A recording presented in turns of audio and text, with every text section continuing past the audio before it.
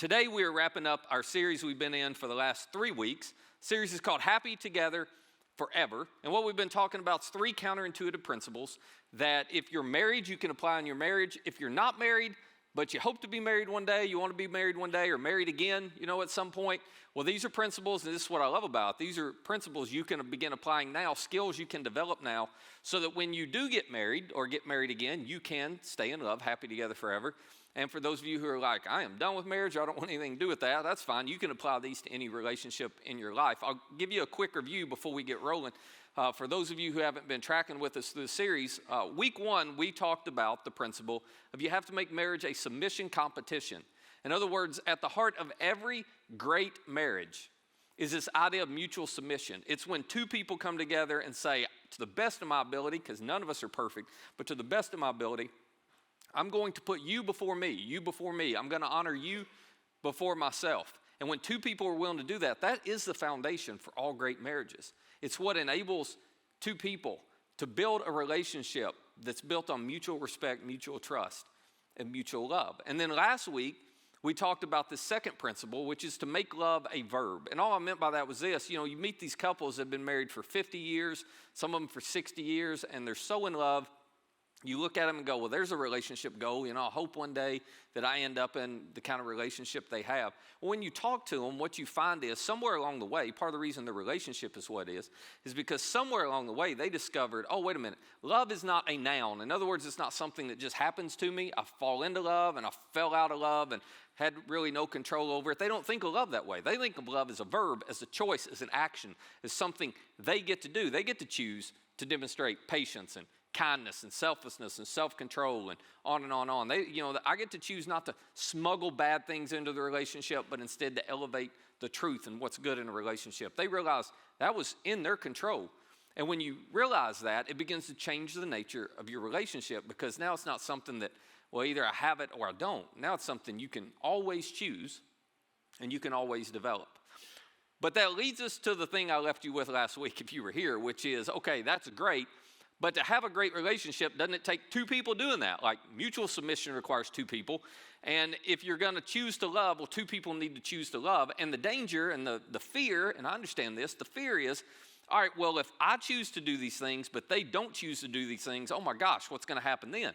I'm going to be taken advantage of, or, things aren't going to end up working out, and I'm going to end up at the short end of the stick, So one of the things that all of us who have been in relationships of any kind, one of the thoughts that's always crossed our mind is, well, at some point we thought, how do I help them change? You've thought that, haven't you? It's like, okay, I know I need to work on me some, but how do I help them change? Because after all, when you look at the blame pie, I'll own I've contributed to the problems in this relationship. About 10% of the pie is mine and about 90% is theirs.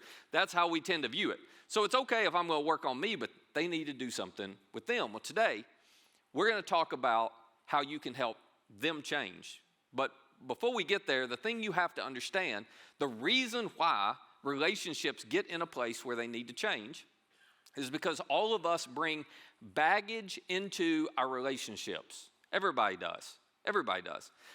Past hurt, past pain, past guilt, past trust issues. We could go on and on. Everybody, when they go into a relationship, they bring baggage with them. When I'm doing premarital counseling, I'm terrible at it because I pretty much ruin the whole experience. I say, hey guys, I just want you to imagine, well, on your wedding day, groom, as you're coming out getting ready, bride, I just want you to envision a big long trail of baggage behind him.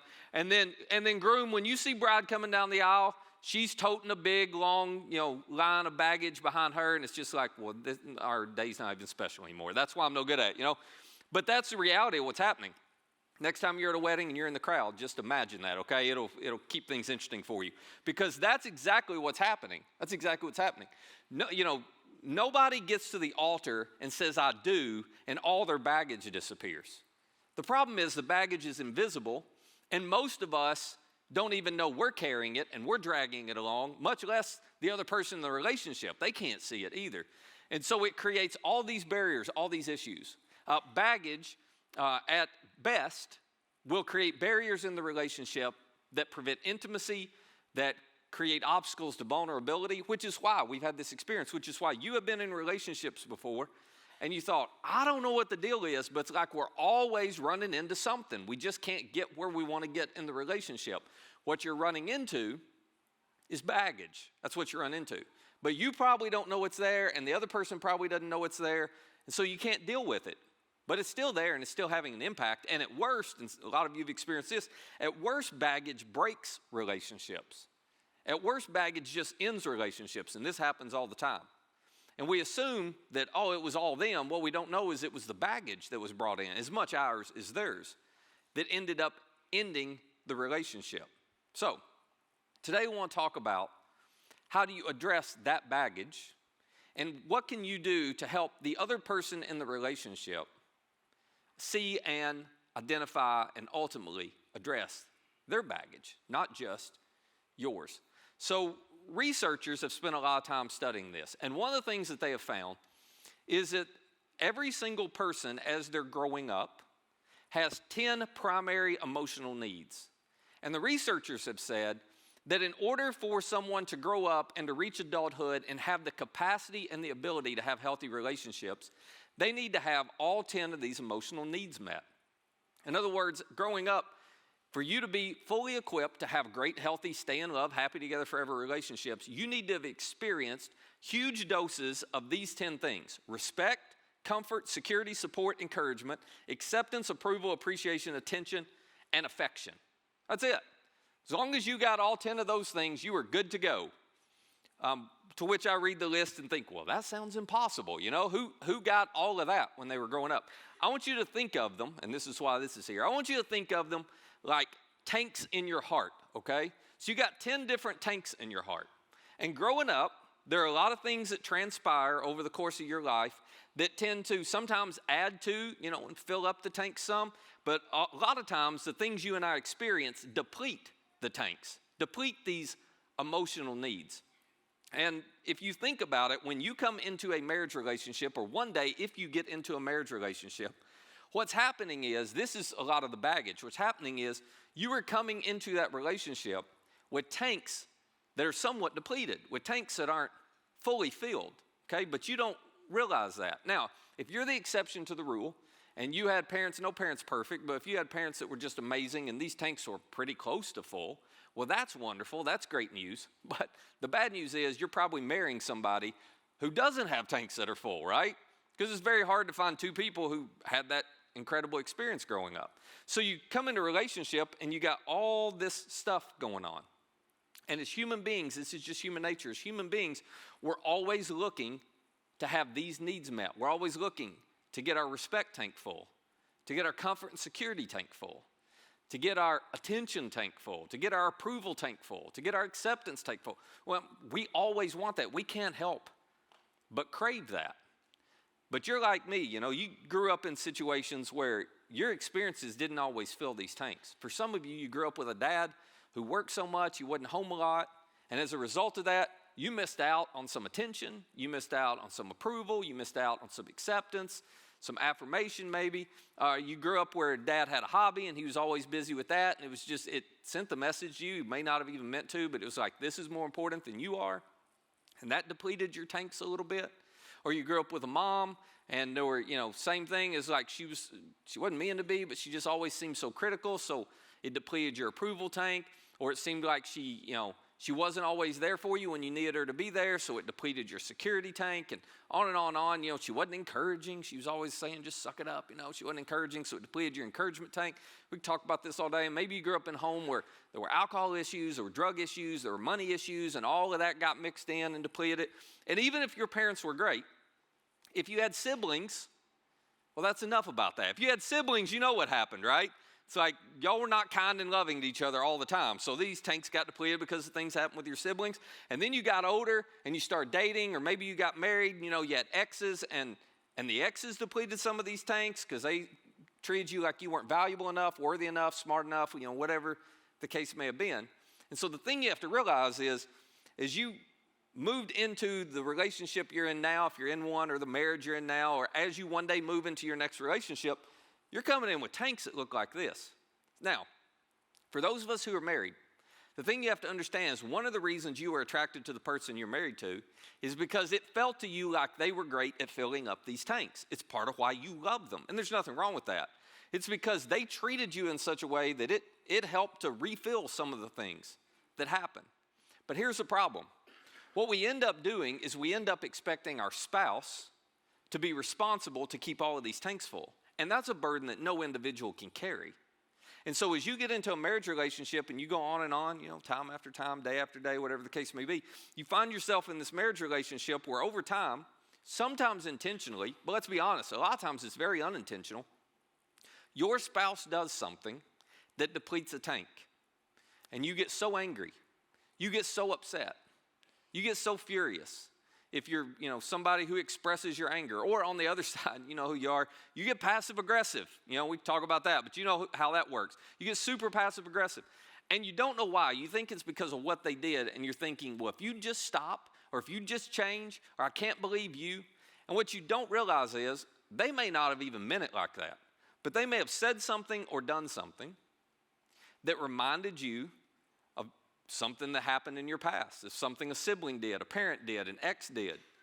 And all of a sudden when that, in your past, it robbed you of security. So now when they rattle this tank a little bit, oh my goodness, all of that comes flooding right back. And you get so upset over it. You get so frustrated by it.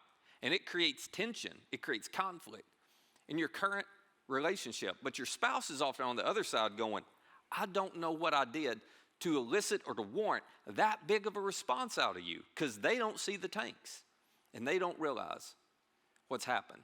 But the thing I want you to understand is that we all have a tendency to blame the people closest to us for what is happening in us. Let me say that again. We all tend to blame the people closest to us for what's happening inside of us. But what's happening inside of us often has very little to do with the people around us. So the question that I want to talk about today is, well, how do you address this? How do you address this? This tank right here starts getting low, this tank's low. Well, what do you do about this? How do you even know what's going on inside of your heart? King Solomon, maybe some of you are familiar with him. King Solomon was wisest man who lived in his generation, one of the wisest people who ever lived. He wrote a lot of wisdom. And part of the reason he wrote so much wisdom literature is because he wanted to pass it down to his children to help them understand how to live a better life, to help them understand how to have better relationships. And Solomon made a statement that I find interesting, that honestly, the way he worded it, I find somewhat striking.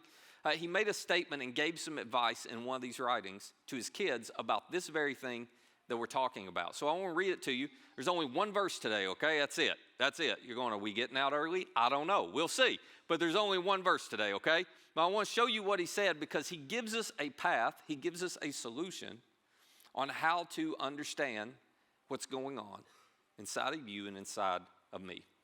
So here's what he wrote in Proverbs. He said, above all else. Now remember, he'd written tons of wisdom literature. So his kids are reading this and he's going, okay, I gave you a ton of advice, but I want you to take this advice straight to the top. It is that important. Above all else, guard your heart. Well, that's unique terminology, isn't it? That's an unusual phrase. Guard your heart. What's that even mean? Can you imagine, just think about this. Imagine I come up to you today and I looked at you and said, hey, I have a question for you. What's your plan to guard your heart? If you were transparent, you would look back at me and say, I have a question for you. Why do you ask such stupid questions? Like, what does that even mean? Nobody talks this way, do we? We see each other and we say, how's the family? How's work? How's school? How's your health? If you've had some health issues, we talk about all that. But imagine how you would respond if tomorrow, wherever you were, somebody walked in, looked over at you and said, hey, how you doing at guarding your heart? You'd be like, that's weird. I don't know what to do about that, because nobody's ever taught us to think this way about our heart. You know what we've been taught to do? Not guard our hearts. We've been taught to monitor our behavior. And then for those of us who are married, we have become very skilled at monitoring our spouse's behavior. That's what we do.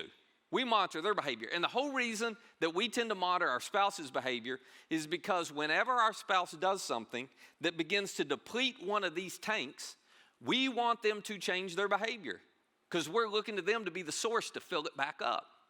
This is why you've had some of the fights you've had. It's why you've had some of the conversations you've had. And you didn't realize exactly what was going on, but there were some tanks depleted in your heart. And you were thinking, okay, I need you to never do that again because it really rattled and depleted this tank. I need you to never say that again because it really rattled and depleted this tank. I need you to do things differently, but your spouse doesn't have the context of what's going on because they can't see your heart. They can't see these tanks. Often you don't know what's happening. And so it just looks like you're being controlling. Like, why do you keep telling me what to do? Why do you keep telling me to start this and stop this? I can't ever make you happy, you know? And you're like, well, you don't know how to say it. But what's happening is you're just trying to control them so they will help you have your emotional needs met. And as I said, it's a burden that they simply cannot fully fulfill. The reality is that staying in love, happy together forever, that kind of relationship has more to do with the health of your heart than it does the behavior of your partner, the behavior of your spouse. To stay in love, happy together forever has way more to do with the health of your heart than the behavior of your spouse. This is what Solomon believed, which is why he said, okay, and we'll talk about what this means in a minute. He said, all right, you've got to learn how to guard, protect, defend, monitor your own heart. Why, Solomon? He says, for everything you do flows from it. Everything. Don't miss that. According to Solomon's perspective, according to his point of view, every thought you have, every feeling you feel, every action you take is driven by what's going on in your heart. Now, this explains a lot. This explains the soundtracks that play in our minds. This explains why some of you're always in your mind, the explanation or the reason for why things happen, or they did this, or they said that. It's always negative. This is why you're always going, nothing ever works out for me. This is why you're always going, they're always out to get me. They don't seem to love me. They never seem to care about the fact they hurt me. This is why so many of those soundtracks run in your mind because, well, your emotional needs haven't been met. Your tanks are not full, and you're desperate for that. And so you interpret everything that anybody around you does based on, are they helping the problem or hurting the problem? And so they do things that seem innocent to them, but to you it's like, no, you're hurting the problem. So what's happening in you, everything's flowing out of your heart and it's changing the way you think. It's changing the way you feel. Ultimately, it changes your actions and what you do. So according to Solomon, if you're going to have healthy relationships, you shouldn't start by figuring out, well, what kind of routine should we have? And, let's talk about how to talk about conflict in a good way, although all of that's fine. He says, no, if you want to have a healthy relationship, you better start with your heart. You cannot have a healthy relationship if you do not have a healthy heart. So, the third counterintuitive principle that you have to understand if you want to stay in love, happy together forever, is you have to make change your choice. Make change your choice. In other words, we have to stop pointing the finger and assuming the issue is all the people around us. And we have to look inside. Because what is in you, don't miss this, what is in you will come out of you no matter what you do. It will. What is in you will come out of you no matter who is with you. So you can get out of that relationship, you can change the names, you can change the faces, you can change the spouses. But you're bringing these depleted tanks with you into the next relationship and the next one and the next one. And if you don't figure out how to address it, history will repeat itself over and over and over again. At some point, you have to make change your choice. You have to look in the mirror and go, I've got to figure out how to guard my heart, how to address the stuff rattling around inside of me. I've got to figure out what to do with these emotional needs that are not being met. Needs that God created you to have. So they're not bad, but you got to figure out how to address those if you ever want to have a healthy relationship. It has to start with a healthy heart. Now, if you're sitting there going, well, there you go again. You just, put all the burden on me and you didn't say anything about them. But if you knew what they were like, I get all that. Let me tell you why this is the secret to changing the person you're with. You cannot love anyone well if you have an unhealthy heart. Think about it. You can't love anyone well because you can't give what you don't have. And so until you figure out this heart issue inside of you, it will limit your ability to love. But if you could address what's going on in your heart, if you could figure out how to have these emotional needs met and be aware of what's happening when they get dinged, you're going to be able to love better. And the better you love, the more accepting you are. Now track with me. Every human on the planet is drawn towards environments of acceptance. Okay? We all want to be in relationships where we feel fully accepted. And you know what happens when you feel fully accepted by somebody? You swing the door wide open for them to influence you.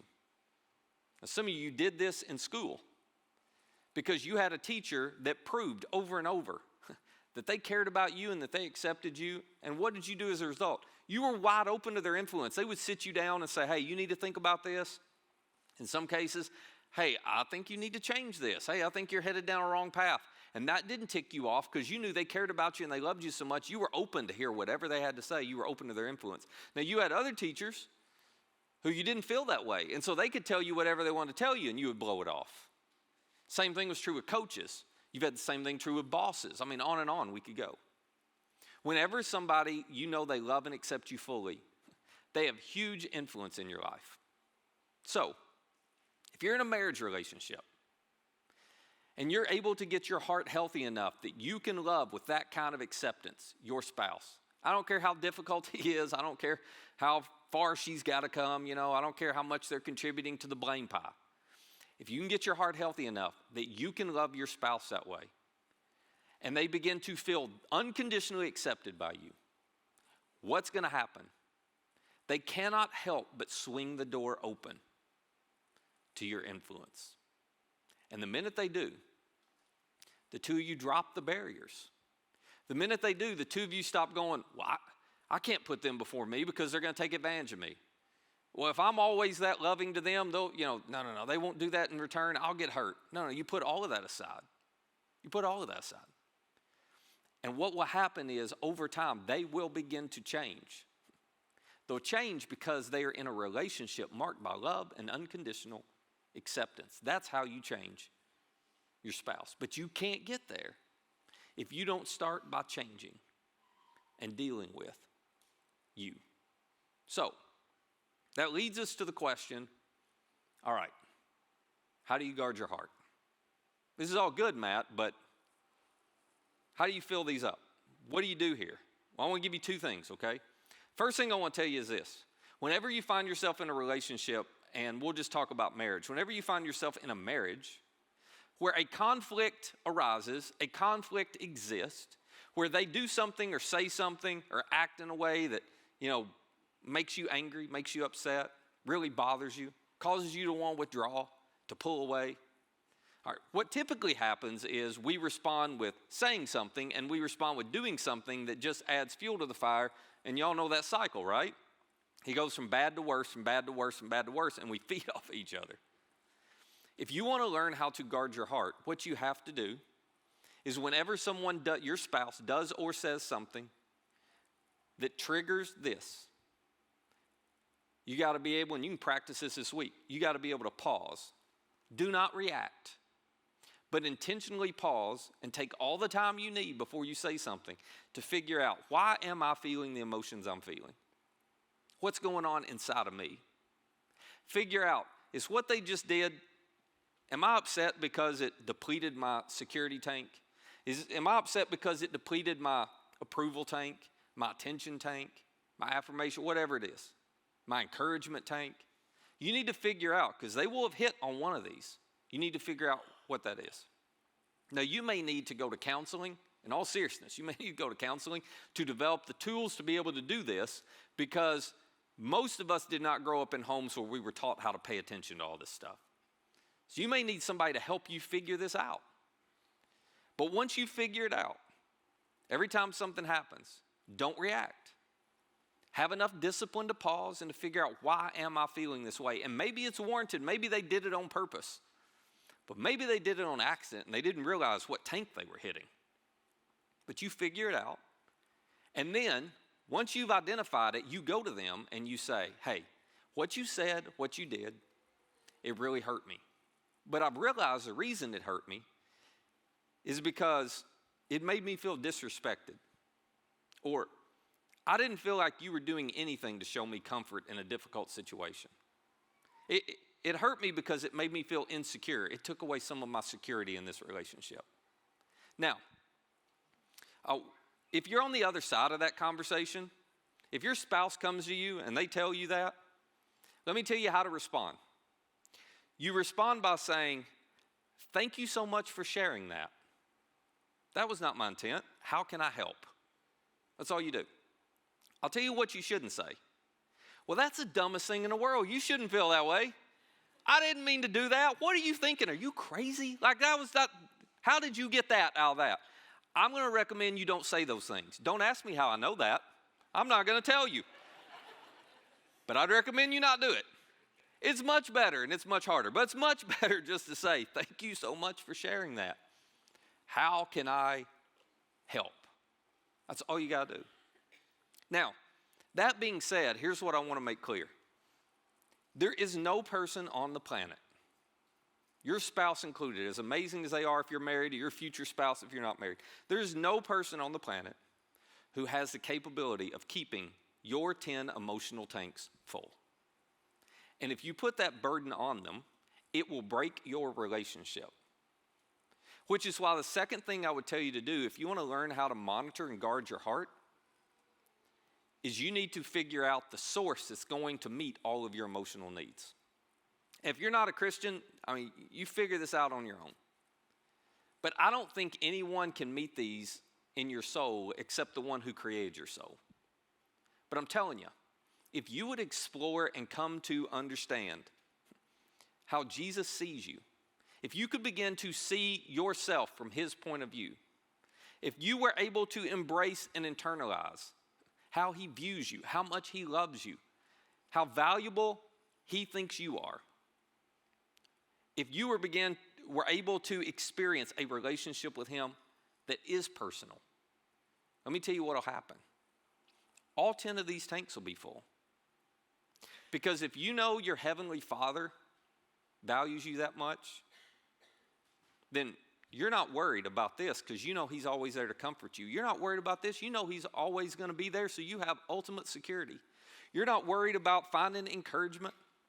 You're not worried about approval or acceptance because you're experiencing all of that from the one who created you. And then every now and then, other people fill these up for you too, and that's wonderful. But also every now and then, other people say and do things that deplete it. And if you will learn to stop looking to them, you got to make an apology or do something for me that's going to fill this back up because that's what you took from me. They can't do that. But if instead you will turn to your heavenly Father and go, okay, they took away some of my security, but I want you to remind me, God, how you feel about me. I want you to remind, oh yeah, you promised to always be there. You're never going to leave me. There's nothing you can do that's going to cause me to wonder if you're on my side. Okay, you just fill my security tank right back up. I don't have to have them do it. I'll let you. This is how you develop a healthy heart. You let the one who created you with all of these needs meet these needs for you. Now, if you don't see yourself the way God sees you, if you don't have that kind of relationship, or if you're uncertain about how he feels about you, it's not going to help this. But when you see the reality of the value and the worth that he shows you, well, it changes everything. How do you know how valuable something is? You know by how much someone's willing to pay for it, and you know by who is willing to pay for it. Well, Jesus showed up on this earth because he cared about you and me so much. He lived and he died and he rose again. He gave his life. So that's how much I'm willing to pay to have a relationship with you. When you come to internalize and understand that, it meets all these needs. And yeah, other people may ding them. He'll fill it back up. Other people may contribute at times when they're loving you the way Jesus has loved them. It fills it up. But you don't have to rely on anybody else, including your spouse, to do it. So you want to stay in love, happy together forever kind of relationship. You got to develop the skill of mutual submission. You got to make marriage a submission competition. You got to develop the skill of making love a verb, of choosing actions that are loving, not assuming they're going to come and go based on feelings. And you have to make change your choice. You got to be willing to pay attention to, monitor what's going on in your heart, and develop a relationship with your Heavenly Father that is so personal, that is so strong, that you look to Him as the source to meet your needs, and not solely the person on the other side of you. When you're healthy, you know how to love. When you experience this from God, you can then give it to other people. And when you're able to do that, you then have the ability to stay in love, happy together forever. So as we wrap up, whether you're a Christian or not a Christian, if this is something new to you, you never really thought about, I got to guard my heart, I got to monitor it, I got to pay attention to what's going on in there. Well, maybe this is your next step. But I want to invite you as we close to ask God to participate in that with you, to ask Jesus to help you to identify and understand where your tanks are, but also to help you look to Him as a source to fill them up. So would you pray with me? Father, a few of us honestly have ever been taught how to do this, so it's extremely difficult to figure out. We often just react to what's going on, and we never know what's at the root driving our reactions. So would you give us the wisdom, the clarity, the insight this week as we find these tanks bumped and spilled and depleted, and we start to respond. Give us the wisdom and the discipline to be able to pause. Help us to have enough clarity to see what's really going on inside of us. And would you give us the courage to look to you as the source for everything that we need? Would you give us the courage to look in the mirror and say, I got to deal with what's going on in me before I deal with what's happening around me? It's a lot easier to blame, but help us to make change our choice. And Jesus, thank you for dying, for rising again, for proving to us how much you care about us. Would you help us to come to understand and see ourselves the way you see us? Because when we experience and embrace that love from you, that acceptance from you, we can then give it to the people around us and have the relationships we most want to have. It's in your name we pray. Amen.